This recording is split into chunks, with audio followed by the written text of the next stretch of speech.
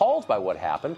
But Yvette Filarka is not among those people. Besides working as a public school teacher in California, she is the national organizer for the Coalition to Defend Affirmative Action, Integration, and Immigrant Rights, and Fight for Equality by Any Means Necessary.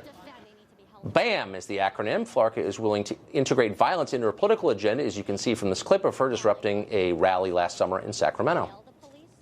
Are these people going to get off our street? We don't have a speech. We need to go, boy. They say we should be nice. Be nice. Come here now. Off our streets. Get the off our streets. You, sir. Please. I'm just here to protest. Please up. Stand down. Get out. Get back. Filarka helped organize the Berkeley protests, and she says activists ought to copy its tactics for other speakers and events around the country. Yvette Filarka is with us now. Yvette, thanks all for joining us. So you did a bunch of interviews after, and you were asked about this, and you were, to your credit, I think, very straightforward about it and unapologetic. And you said, yeah, this guy was a fascist, Milo's a fascist, and we shut him down. You didn't pretend otherwise. We shut him down, and that's what you do with fascists. I think I'm characterizing what you said correctly. Just so we can understand the standard here, what is a fascist? So a fascist is someone who's organizing a mass movement that's attacking women, immigrants, black people, other minority groups in a movement of genocide. That's what a fascist is. Okay. So it's someone who's committing violence? And it's someone who's committing violence and who's trying to organize other people to commit violence. Okay. And Milo Yiannopoulos is a fascist. Okay. So he's committed acts of violence against the protected groups you mentioned? Well, what he's doing is he's trying to be the youth face and the token that other people who are organizing violence try to hide behind. And Right. so in all of his talks all over the country, what Yiannopoulos has done is whip up a whole lynch mob mentality where people who come to see him or his supporters not only agree with his views, but also attack other people. And that was certainly true in Washington State when one of his supporters came and actually shot an anti-fascist protester. But in Berkeley, we made sure that didn't happen because we were able to shut him down. So, but you're conceding that Milo himself has not committed acts of violence, and nor has he incited violence by the legal definition. He'd be in jail if he did. But you're saying that because people who agree with him have committed violence, he should not be allowed to speak. You know, fascist movement takes many forms, and it always tries to have one form that looks respectable and a little bit milder. But Yiannopoulos isn't just a stand-up comedian, and he isn't someone who just has ideas and posts them up on YouTube. He's someone who is funded by Breitbart and Steve Bannon to go around to college campuses to try to recruit other young people to then conduct those attacks on his behalf and on Trump's behalf. But I'm really, really glad to say that thousands of us were out there last week, or February 1st, and made sure that there were thousands of us to make sure that we defended our campus, this community, and especially the immigrant and Muslim students who were under attack and have been under attack by him and other fascists. Right, and by using violence, I mean, you don't shy away from that by any means necessary is the name of your group, and so it implies violence. So what should we do with fascists? I mean, if you think that someone is espousing genocide, what should we do with them? I mean, should that person be allowed to walk free? Should we put him in jail? Should we kill him? Should we exile him? I mean, it's a sincere question. If you're willing to use violence because you think someone is espousing genocide, what's the penalty for that? Well, first we've got to make sure we nip it in the bud, and we make sure that they're not allowed to recruit and act as if it's respectable to call for the mass murder of millions of people, in fact, millions who make up the majority of people in this nation at this point. Okay, and so they just can't to be hide clear, behind a there's no platform of free Milo speech. Yiannopoulos, this is not a defense of him, just a factual point, has not ever said that, in public anyway, not that we have a record of.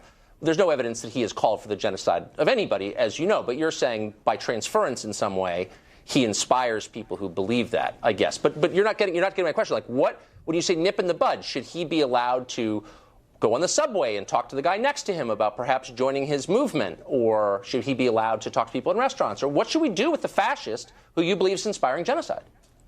So first of all, the alt-right is a neo-fascist movement, and they're trying to hide behind some softer versions of their more open counterparts who identify themselves as Nazis. But they're still part of the same movement, first of all. Second of all, when someone is trying to speak at a campus or at a rally, they're doing it not just because they have an opinion, but someone like Yiannopoulos or any other alt-righter or fascist or neo-fascist is doing it to recruit other people. No, we don't let them recruit. And in fact, when you look back at the Holocaust and the lessons that we draw from that, we don't say, oh, well, at least we let them voice their opinion. We say never again. Okay, well, so, again, is now, when especially we say that, after Trump. We elevate people like Dietrich Bonhoeffer or members of the plot against the leader of Nazi Germany to kill him. So, I mean, that was the response, of course, to the leader of that fascist movement. Most people think it was legitimate. Do you think, you're not answering my question, that people like Milo, who you've decided are fascists, should be allowed to speak in public? You said they weren't allowed to speak at Berkeley. He should not be allowed to speak in public to spread his racist and misogynistic and homophobic lies. No, he does not have the right to do that. What about when he's using his speech to whip up attacks on people? No, he doesn't have the right to do that. So and to spread lies about our humanity? No, he doesn't. Okay, so you're not allowed to say right things to defend that you ourselves think are in untrue. Well, I mean, of course, in the case of Berkeley, no, he that's was not what I committing said. Okay. I didn't say you're not allowed to say things that are untrue. But if you're trying to spread racism and hostility, misogyny, rape, whip up people to lynch people, or to certainly have that mentality to rape people or to lynch them, absolutely not. And any decent human being, whether it was in a classroom or at a restaurant, if they heard someone doing that, would turn around and tell them, you need to stop talking. You are not welcome here. This is not a safe environment. You need to go. Well, that's what we did at UC Berkeley, and that was a good thing. Hit them or set fires. So you're a middle school teacher, which may surprise some of our students, or rather some of our viewers, that you have students. The First Amendment was always kind of the cornerstone of American civic life, the idea that you have the right to say something that other people may vehemently disagree with, but you have that right. It's enshrined in the Bill of Rights. Do you teach that to your students? The First Amendment is about free speech, but that's not an abstraction. And if there was someone in my classroom who was espousing rape or genocide or attacks on Muslims, I would certainly make sure that I stood up for the rest of my students and told them they need to stop. And if they refused to, they would need to leave. Would you hit them? In fact, fascism isn't just about abstract. No, I'm not finished though yet, and I'm not finished yet. If there is a fascist in any situation that I was in, I would call for other people to take action too, but it's not just about the immediate moment. Right. It's also within the context of building a movement. But I don't want this to be abstract. There is a movement against Donald Trump You're getting abstract. and against fascism. I want to bring this back to the concrete, as you said, and rightly so. So if there was a student in your class who started espousing what you believe is fascism, and you said you need to leave, you need to be quiet, you need to leave, and he didn't leave, would you hit him as you hit that protester? Would you beat him up? No, of course not. But that's not what we're talking about here.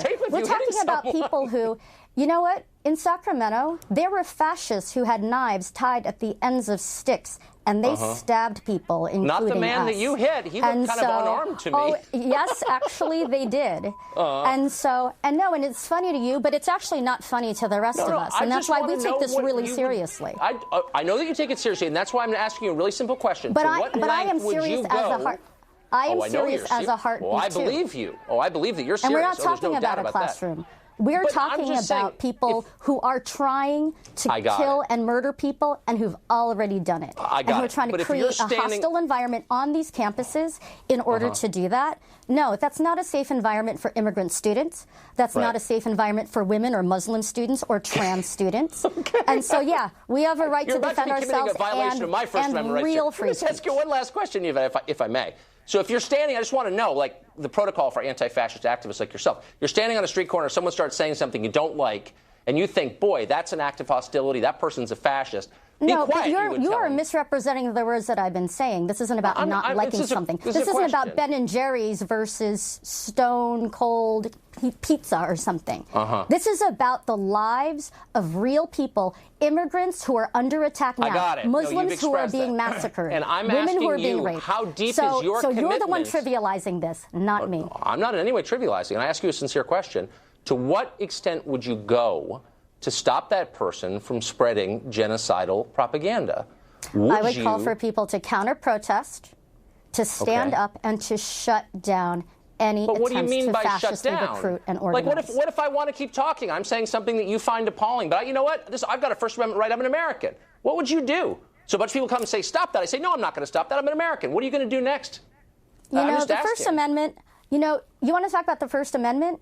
Coretta Scott King's letter wasn't allowed to be read on the floor of the Senate last week under the Constitution in the Senate. That's not exactly what happened. And yet, at the same time, you're the one then who's actually trying to defend someone like a fascist speaking and recruiting at a college campus. All right, Yvette, I'm proud to say that we all stood up and we shut him down. I don't want to abridge your speech rights. All right, thanks for coming on and showing us what you believe. Up next, teachers at a Virginia high school are posting